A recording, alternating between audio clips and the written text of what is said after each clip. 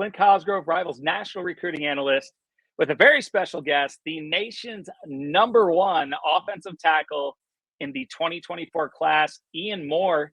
And Ian, you have a big announcement to make, it sounds like, huh? Yes, sir. Awesome. Well, I appreciate you coming on. And who's the lucky team going to be? It's going to be Ohio State. We got a Buckeye in the house, huh? Yes, sir. Congratulations, man. How does it feel to be the newest Buckeye? It's a big weight lifted off my shoulders. Yeah, it's great. That's awesome. I mean, because it must have been a weight to get the process over with this soon. I mean, you're 2024. You had plenty of time. Very talented. So obviously you were going to have plenty of options when it was all said and done. What made you say, I'm ready to shut it down, and Ohio State is the place for me? I found myself comparing other schools to Ohio State rather than like comparing Ohio State to other schools, And like one time my dad was asking me like, when am I going to cut it down? And I started listing off teams that I was going to cut down.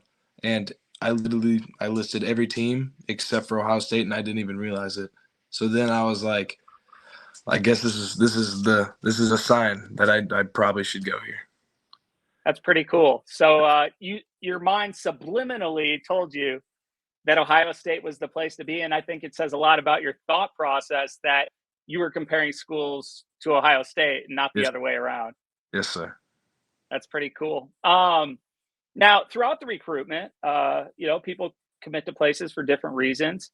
Was there anything in particular that made you say Ohio State's the place? And then were there any coaches or players that you connected with throughout the recruiting process?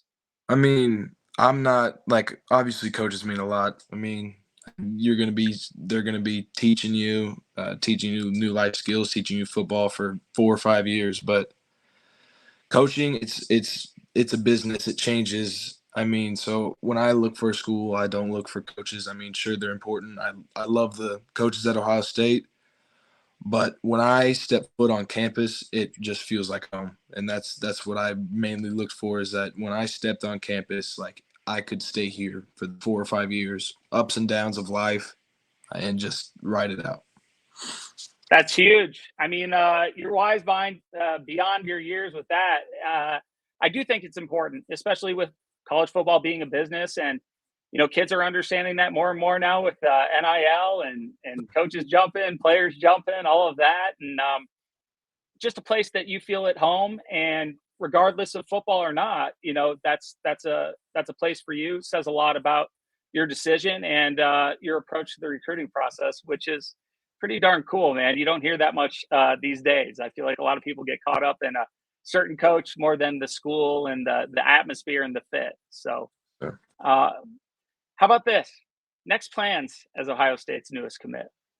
Playoffs just started for Indiana, so I'm going to try and see how far we can make it with them. And then who knows, I might be, texting recruits, hitting up recruits, trying to get them to come too. That's awesome. I mean, that's a big pull. When you've got the now the #1 quarterback and the #1 offensive tackle committed in the same class, that's going to draw attention to some recruits. So I like the game plan there from your end of things. Let's finish with this. I know it's late and you've got a big day, but what is your message to the Ohio State fans who are going to be absolutely fired up when they find out they just landed Rivals #1 offensive tackle in the nation? Man, I don't got much to say except go Bucks. Love it. Straight to the point, man. Thank you so much for coming on. Congratulations, Ian. Thank you.